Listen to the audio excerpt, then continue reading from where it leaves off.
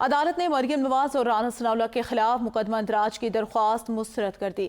مزید جانتے ہیں اپنے نمائندے سید علی حسن سے۔ علی حسن بتائے گا، ملیر کورٹ نے درخواست کو مسترد کر دیا ہے۔ جی، ملیر کورٹ میں یہ پاکستان مسلم لیگ نون کی چیف آرگنائزر مریم نواز اور وزیر داخلہ رانا ثناءاللہ کی جانب سے پاکستان تحریک انصاف کے جو سربراہ ہیں ان کو دھمکیاں دینے کا یہ معاملہ تھا، جس پر پی ٹی آئی کے کارکن کی جانب سے ان دونوں رہنماؤں کے خلاف مقدمہ اندراج کی درخواست جمع کروائی گئی تھی۔ آج جو ہے وہ عدالت نے اس درخواست پر فیصلہ سنایا ہے اور یہ درخواست مسترد کر دی ہے۔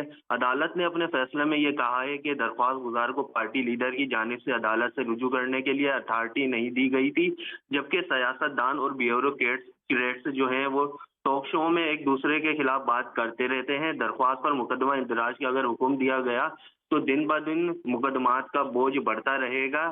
یہ درخواست جو ہے وہ پاکستان تحریک انصاف کے کارکن شوکت علی بھٹ ایڈوکیٹ کی پی ٹی آئی سربراہ کو جان سے مارنے یا مروانے کی بات کی۔ رانا ثناءاللہ نے اپنی لیڈر مریم نواز کے احکامات پر عمل پیرا ہے۔ مریم نواز نے بھی پی ٹی آئی سربراہ کو نیست و نابود کرنے کی دھمکیاں دی تھی، جبکہ درخواست میں یہ بھی کہا گیا ہے کہ رانا ثناءاللہ کے جو بیانات ہیں اس سے ملک میں خانہ جنگی پھیلنے کا خدشہ ہے۔ ایسے بیانات سے کروڑوں پاکستانیوں کی دل آزاری ہوئی ہے۔